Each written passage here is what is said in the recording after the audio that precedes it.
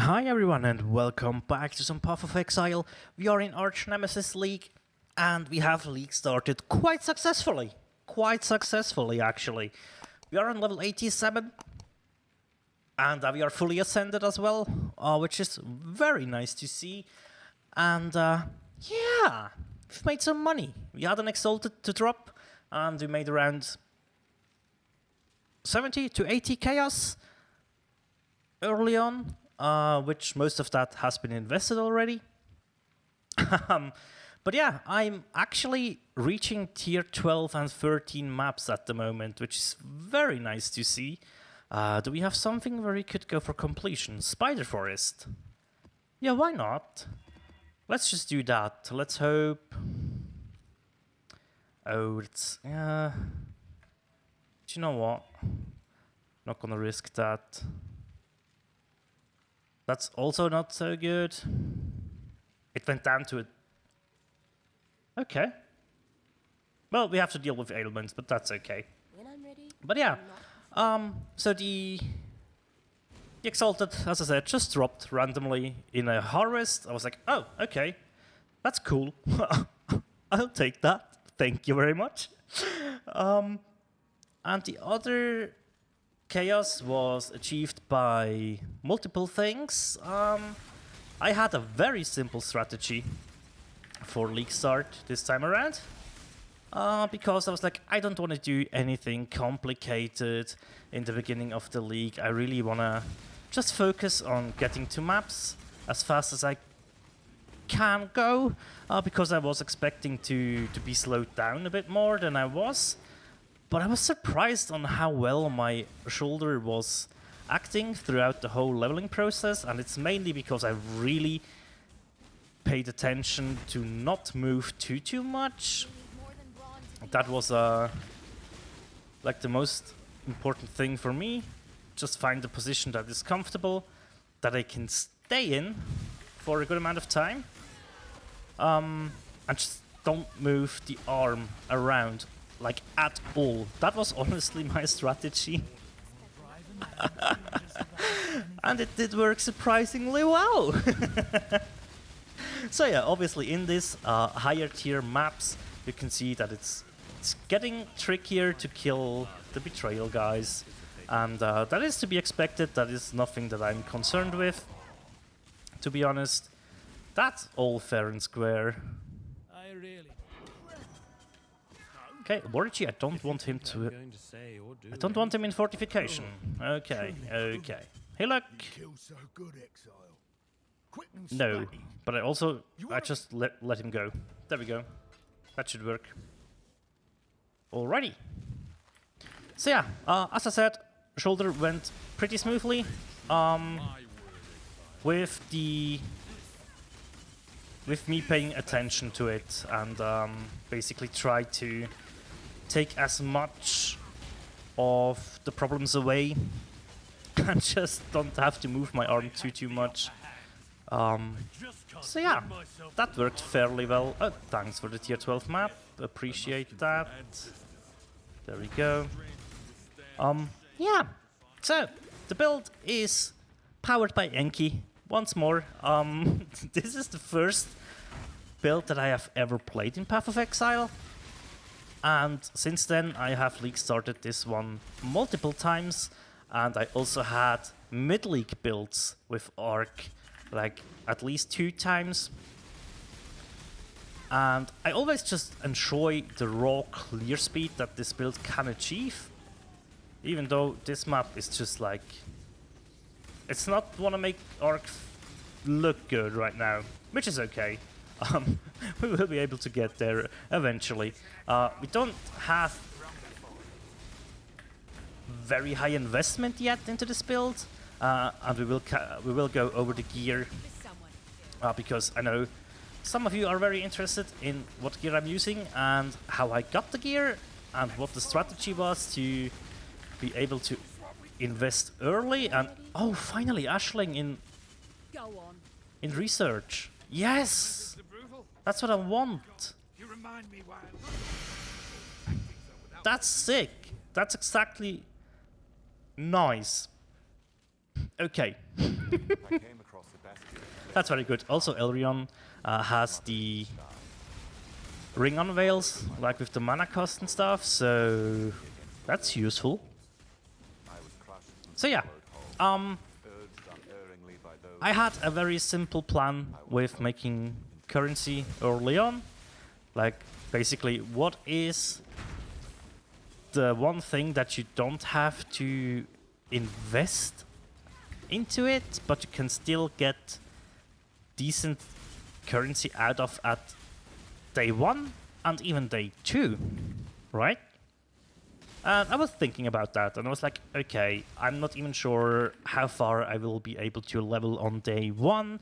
Normally, I set my goal to, like, kill Act 5 Kitava, or just finish the Act 3 or Act 4, something among these lines, right? I didn't expect to finish leveling as fast as I've done it. And I think some part of it is honestly because of the build, as well as my familiarity with the build. That definitely plays a little bit of a part as well. Basically, if you have leveled a build multiple times, you just know certain stuff about the build, what it can do, where you can change up the leveling process from the guide if you need or want to. Basically, which links can you drop early on, what's not too important until you hit maps. Stuff like that is just, as I said, nice bonus objective complete. Stuff like that comes from experience with the build and having to go through the leveling process a couple of times. So yeah, so I knew what I wanted to change up regarding leveling from the guide. I knew I wouldn't go for Determination and Defiance banner early on, because I will not have the armor to really make it do that much for me, but I instead opted for early Zealotry, just to get a little bit more damage in, right? And that worked fairly well. Honestly, it worked out good. I mean, yeah, sure, I might have not be as tanky as I could have been, but honestly, that's like not too much of a problem throughout the campaign if your damage output goes high enough, right? And I was sure that I could get it to a point where I would feel comfortable with, and that was actually the way it went down, so all good there, which is fairly nice. As I said, really enjoyed leveling with this build, even though I changed up a couple of things. But yeah, I mean, honestly, if you start with Enki's Archwitch a little bit later, just go with the build guide. It's honestly, there's nothing wrong with it. The only thing, I only change it up because I always skip library in Act 3. I can't bear this quest. It slows me down so much. And there's only one reason for me to go in there, and that is if there is a skill that is build enabling and a must-have for that specific build, fine, I will do that quest. Other than that, I'm skipping it and I'm getting my gems from Lily in Act 6, or in our case, maybe even when I hit maps, right? Because if I'm not going into Determination and Defiance banner, I certainly do not need a Molten Shell. I'm better off using... I'm better off using, like, a Steel Skin, right? Oh, look at that. 30%. Ooh. Sexy. 30% movement speed as a fractured mod. That's sick. That's really cool. Nice one. Yeah, so, as I said, switch up the leveling a little bit. Go with the build guide, and you will do fine. That's just something personal preference-wise, right? So yeah, once I did hit maps, I was looking to get to, like, Defiance banner and determination, like molten shell. I have a cast, one damage taken, leveling in my offhand. I just don't have the links yet to go for everything, right? So that will come in. But where did all my currency go? How did I invest it? And how did I manage to get it? As I said, I wanted something that was easy to do and I didn't have to invest much into. So I have done every single wall side area that I have found, which netted me, of course, the wall molten shell over here, but also a whole slew of wall gems if I ever need them. But I found all those through the campaign, then went into maps. I started running just the fragments in my map tab until I got a corrupted 6-link. I listed that for 25C at league start, like in the first 5 hours of the league. Was no problem selling that. I knew that the price would go up over time. I think now you can charge up to 35 or sometimes even 40 for a corrupted 6-link because people have more currency and stuff, right? But yeah, early on I was like, okay, I just need like 25 to 30 chaos for Call of the Brotherhood. That is my mandatory unique that will boost my damage in maps. So that's what I want, right? And as I said, I was able to sell my corrupted 6-link very, very fast for 25C. And then I invested these 25C into this ring, which then switched up my links from lightning penetration to Trinity. Like Enki writes in his guide, once you have the Call of the Brotherhood, go switch to Trinity. So yeah, I farmed up a little bit more currency and invested that into a semi-decent one. For league start, it's actually very decent with some crit chance, with some cast speed, some spell damage. The cold damage is a little bit of a bonus. The added lightning damage I just crafted on there. Bought a shield with, like, again, a little bit of increased crit, a good amount of life. I have all res on here, which is quite nice, and I casted cast speed on it. The helmet, ring, gloves, belt, and boots are all self-crafted. Just threw a couple of essences on the boots and on the gloves. I wanted strength here. I wanted a good amount of cold res and life here, so that was the way to go. This belt, honestly, I need to change this one up. That is... That's an old one. Same goes, I think, for... Yeah, Jade Amulet is basically an Act 2 Jade Amulet, if I remember correctly, which is crazy. So we have no anoint as well. There is definitely room to improve here. The helmet, very, very nice. I just found the base with the implicit, right, that I needed. Threw an essence on it, got over 90 life and 40 fire res on it. I was like, I'm set, dude. I'm keeping that. Crafted some decks on it, and there we go. Everything's dandy. Then I did some early heists. Once I was in like tier 1 and 2 maps and had done a couple of maps, I was like, okay, I'm having a couple of like very low level heists. I want to get those out of my inventory. And yeah, 5-linked ambush charge dropped, and I was like, do you know what? Actually, you have 15% all res, which is nice, right? You have armor NDS. Nice, we need that. 77 max life. Yeah, we need that as well. I was like, dude, that's definitely an upgrade over the chest that I'm using, so I'm keeping that. Like, I am keeping that for real. And with the 5-link, that's so good, right? So yeah, this is a nice little stepping stone. When I first played this build, the ambush charge was the first 6-link that was recommended, like basically all the way to red maps, right? So yeah, even on a 5-link, as you saw there, the boss wasn't too bad to kill. So really enjoy just this nostalgia bomb with like the chest that I was using, the skill that I was using, and it's just, it feels so good. And the new progression system honestly feels fairly nice. And as you can see, we have a pretty even spread of maps. You always see like the mid-ish tiers of one area is more populated. Then I run a couple of the highest tier maps on the white maps here, and then I got into some yellow maps. Then I needed to run very much, or almost all of my tier 10 and 9s, right, to finally break into red maps. I ran those until I'm slowly working my way up to tier 12 and 13 here. Yeah, that's very nice. I like it.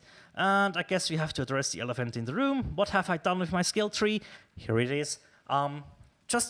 I will go very quickly over this, don't you worry. I rushed up here through the middle to get the map drop chance, right? That was everything I wanted. Also, scouting reports are very helpful to just get a couple of them in, like on the regularly, right? Also, an additional Kirak mission each day sounds absolutely amazing. I wanted to have that immediately, so that was the initial rush. I picked up the 2 shaping nodes here, which just have the chance for the map to drop 1 tier higher. That's pretty nice. And then I ventured out into the right side here, and I'm going for Betrayal and Legion, as well as a little bit of Breach. Like, that is the content that I do enjoy to run at the moment. Betrayal for getting all the crafts, right? Breach and Legions, stuff that you can do with this build very efficiently. And honestly, Legions and breaches are so fun with Arc, because you fire, you run, you fire, you run, you fire, and everything is just dying, and the skill is chaining so much. And you can do those types of contents very efficiently. Betrayal, I probably will respec everything Betrayal once I have all the crafts, and invest those points in another way. So yeah, that is just how my tree looks like at the moment, and there might be an even more efficient way to set this whole thing up. I haven't planned it out beforehand or anything like that. I was just going in blind. We also did actually face off against, where are they? They're not even here. We did face off against the new bosses. Basically, in the first fight you meet them is like, I think it was in red maps where you get to fight them first. Sorry, I'm forgetting it. I'm so sorry. But yeah, so I have done both of these fights. Did they cost me a couple of portals because I did not look up any guide? Yup. Did I care about that? Nope. Definitely not. I like going into content blind. I love that. Pretty much 95% of the boss's mechanics I figured out by myself right now. I'm sure there is an attack that I haven't seen yet, or stuff like that. Optimizations you can do. Yeah. But I think that's just fun for me personally. It's fun, at least, to go in blind. And one thing I forgot to mention, I also invested into a level 21 Arc. That is one of the best early things you can do with currency, because most of the time a level 21 skill is achievable with 10 chaos on day 2 and day 3. So highly recommend going for that if you are a spellcaster in any shape or form. Level 21 gems, always very worth investing into.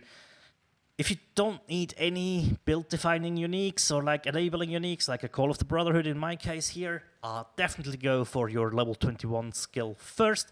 You don't have to have level 21 with 23 quality, no, just level 21. That will carry you so far. And once you are in your real end game, like when you have set up your atlas, you're running tier 16 maps, then you can think about 21, 23 gems, especially if you're finished with gearing your character, which I'm definitely not, right? So my currency will probably go into founding a better gear set. That is at least my plan. But that is it for today. I hope you have enjoyed this little League Start information update video. My shoulder is doing fine, and I will be able to play, but I will not play as much as on League Start, obviously, because that was just insanity. But I have enjoyed it, to be honest, I have enjoyed it. So yeah, thank you so much for watching, and as always, take care. Bye.